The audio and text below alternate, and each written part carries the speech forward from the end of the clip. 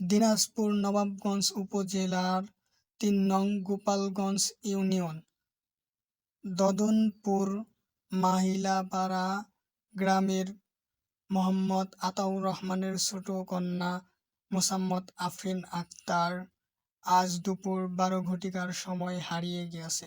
তার কোনো খোঁজ পাওয়া যাইতেছে না। কেউই যদি তার কোনো খোঁজ পাইয়া থাকেন তাহলে অতি তাড়াতাড়ি অনুগ্রহপূর্বক আমাদের খবর দিন। Mobile number 017 23 65 54 29। সবাই এই খবরটি পৌঁছে দিবেন। ধন্যবাদ।